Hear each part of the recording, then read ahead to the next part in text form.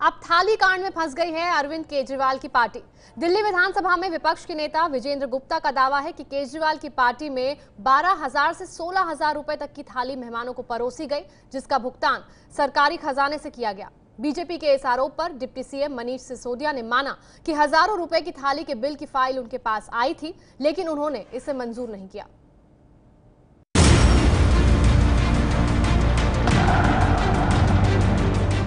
BJP नेता विजेंद्र गुप्ता ने food bill की कॉपी अपने ट्विटर अकाउंट पर पोस्ट की है, जिसके बाद एमसीडी चुनाव से पहले केजरीवाल सरकार कटघरे में खड़ी हो गई है। विजेंद्र गुप्ता का दावा है कि केजरीवाल ने अपनी सरकार की सालगिरह पर अपने घर पर पार्टी दी थी, जिसमें एक दिन 12,472 रुपए और दूसरे दिन 16,025 रुपए की थाली मेहमानों को परोसी गई। विजेंद्र गुप्ता के मुताबिक 11 फरवरी 2016 को 12,020 रुपए की 30 थालियां मेहमानों को परोसी गईं, जिसका 3,60,600 रुपए बिल आया, जो वैट सर्विस टैक्स लगाकर 4,80,752 तक पहुंच गया।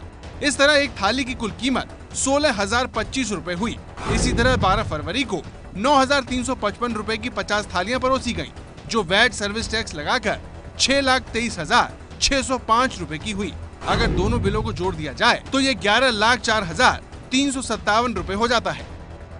अब बीजेपी पूछ रही है कि जो केजरीवाल बिना एलजी की अनुमति के 5 रुपए का पेन तक नहीं खरीदने का दावा करते थे, उन्होंने 11 लाख रुपए पार्टी के जश्न में कैसे उड़ा दिए। जो केजरीवाल जी अपने चुनाव प्रचार में कहते थे कि वो एलजी साहब की परमिशन के बिना 5 रुपए का पेन भी नहीं खरीद सकते, जब 2 साल की उनकी सरकार पूरी हुई तो उन्होंने घर पे एक डिनर का ऑर्गेनाइज किया, जिसपे लाखों रुपए जनता के जो टैक्स का पैसा था उसको उड़ा दिया गया, जिस प्लेट का खर्चा 13,000 रुपए प्रति प्लेट खर्चा किया गया।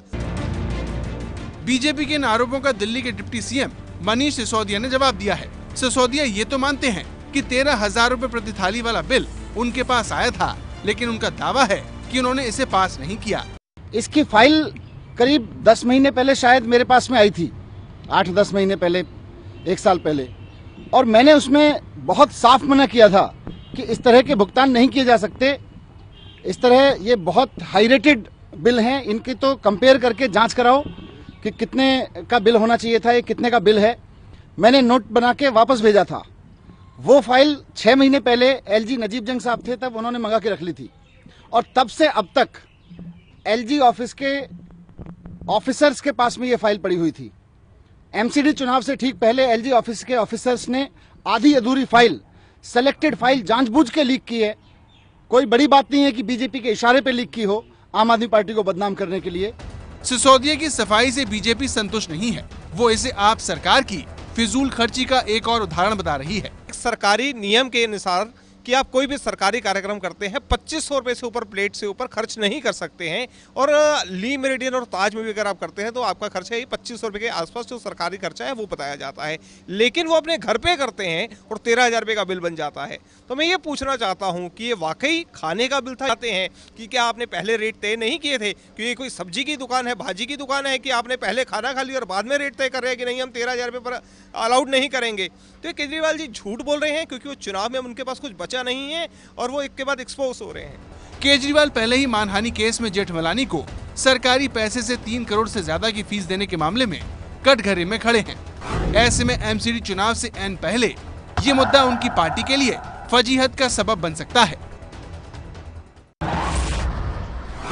ये है एबीपी न्यूज़, आपको रखे आगे।